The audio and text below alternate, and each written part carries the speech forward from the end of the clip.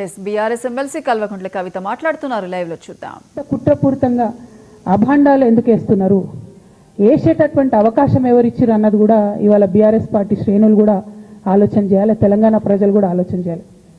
ఎందుకోసం వస్తుంది కేసీఆర్ గారికి అవినీతి మరక ఎవరి వల్ల అంటింది అలా, అది ఆలోచన చేసుకోవాలి కదా మనం కూడా.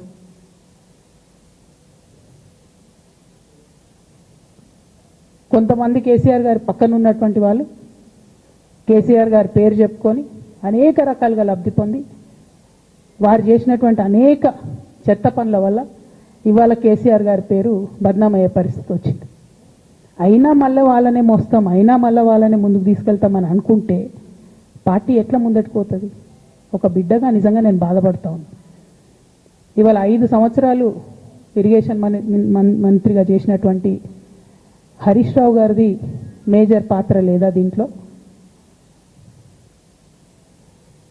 అందుకే కదా కేసీఆర్ గారు వారిని సెకండ్ టర్మ్లో తప్పించిండ్రు. ఈ మొత్తం కాళేశ్వరం ఎపిసోడ్లో కేసీఆర్ గారికి మరక అంటిందంటే 2-3 వ్యక్తులు కారణం. మాజీ రాజ్యసభ సభ్యుడు ఒకలైతే, హరీష్ రావు గారు ఒకలైతే, మేఘా కృష్ణారెడ్డి గారు ఇంకోటి, మేఘానో బోగానో ఏదో. ఈ పెద్ద పెద్ద కాంట్రాక్టర్లు అందరితో కుమ్మక్కై కేసీఆర్ గారు ప్రజల కోసం ఆలోచన చేస్తే, నీళ్ళ కోసం ఆలోచన చేస్తే, వీళ్ళు సొంత వనరుల కోసం, డెవలప్మెంట్ కోసం, ఆస్తులు పెంచుకోవడం కోసం ఆలోచన చేసి ఇవాళ మీ వల్ల రేవంత్ రెడ్డి లాంటి వ్యక్తి, తెలంగాణ ఉద్యమానికి సంబంధం లేని వ్యక్తి, కేసీఆర్ గారి కాలి గోటికి సరిపోని వ్యక్తి, ఆయన నిలబడి కేసీఆర్ గారిని చేయెత్తి చూపించి కేసీఆర్ గారి మీద సిబిఐ ఇవాళ నేను వేస్తా అని చెప్తున్నాడంటే కారణం ఎవరు దీనికి? నేను భరించిన, ఇదే హరీష్ రావు గారు, ఇదే సంతోష్ రావు గారు అనేక కుట్రలు చేసినా కూడా భరించిన. నా మీద ఓపెన్గా మీడియా మిత్రులందరితో రకరకాల మాటలు చెప్తే కూడా నేను భరించిన.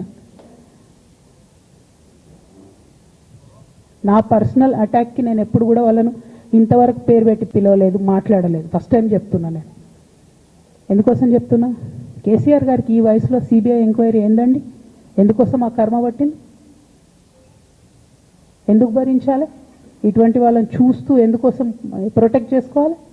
బీఆర్ఎస్ పార్టీ తమ్ముల కోపం రావచ్చు, కానీ వాస్తవాలు చేదుగున్నా అప్పుడప్పుడు మాట్లాడుకుంటేనే, మందు తీసుకుంటేనే ఆరోగ్యం మంచిగా అవుతుంది.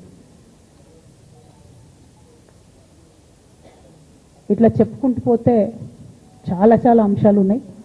వాటన్నిటి జోలికి నేను పోదలుచుకోలేదు. కానీ కేసీఆర్ గారు హిమాలయ పర్వతం అంత ఎత్తు లాంటి పర్సనాలిటీ ఆయనది. ఆయనను చేయబెట్టి చూపించి అవినీతి అని అంటే నిజంగా చాలా బాధ అవుతూ ఉన్నది. ఎందుకంటే నా పెళ్ళప్పుడు నా పెళ్ళి చేయడానికి కూడా ఇబ్బంది పడ్డటువంటి వ్యక్తి ఆయన. రాజకీయాలలో 40-50 ఏళ్ళు ఉంటే కూడా ఆస్తులు సంపాదించుకోలే కేసీఆర్ గారు.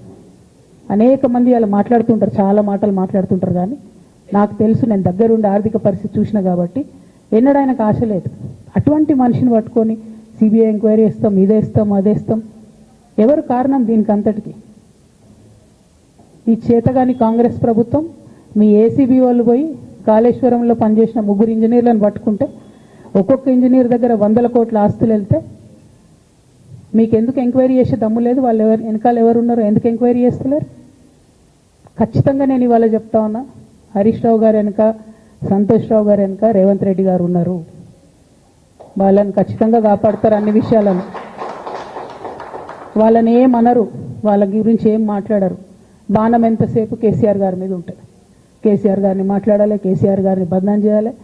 కానీ దగ్గరుండి ఈ అవినీతి అనకొండలు బీఆర్ఎస్ పార్టీని ఏదైతే డిస్టర్బ్ చేసిండ్రో వాళ్ళని మాత్రం ఏమన్నారు. ఈ ఇంటర్నల్ అండర్స్టాండింగ్ అనేది ఎక్స్పోజ్ కావాలి. రేపటి నుంచి నేను ఛాలెంజ్ చేసి చెప్తున్నా కదా, రేపటి నుంచి ఏం మాట్లాడతారు తెలుసా? ఈ మొత్తం బ్యాచ్లన్నిటికీ సోషల్ మీడియా బ్యాచ్లు ఉన్నాయి. వీళ్ళందరికీ బాగా చాలా చాలా బ్యాచ్లు ఉన్నాయి. వాళ్ళంతా రేపటి నుంచి ఏమంటారు? నన్ను ఒకళ్ళు బీజేపీ ఆపరేట్ చేస్తుంది అంటారు, ఒకళ్ళు కాంగ్రెస్ ఆపరేట్ చేస్తుంది అంటారు, ఒకళ్ళు రేవంత్ రెడ్డి చెప్తే మాట్లాడుతుంది అంటారు, ఇంకోళ్ళు బండి సంజయ్ చెప్తే మాట్లాడుతుంది అంటారు. ఖబర్దార్ బిడ్డ, నేను ఎవరు చెప్తే ఆడేటటువంటి తోలుబొమ్మని కాదు. నాది నాది నాది నాది కేసీఆర్ బ్లడ్, నాది తెలంగాణ బ్లడ్. ఇండిపెండెంట్గా నేను అనుకున్న విషయాన్ని చెప్తున్నాను. దానికి పొలిటికల్గా ఇబ్బంది అయినా, కష్టమైనా, నష్టమైనా నేనే భరిస్తా. కానీ దేవుళ్ళ లాంటి మా నాన్నను ఇవాళ సిబిఐ ఎంక్వైరీ చేసిండ్రంటే కడుపు రగులుకపోతా ఉంది ఒక బిడ్డగా. అందుకే చెప్తున్నా, ఇన్ని రోజులు చెప్పలే.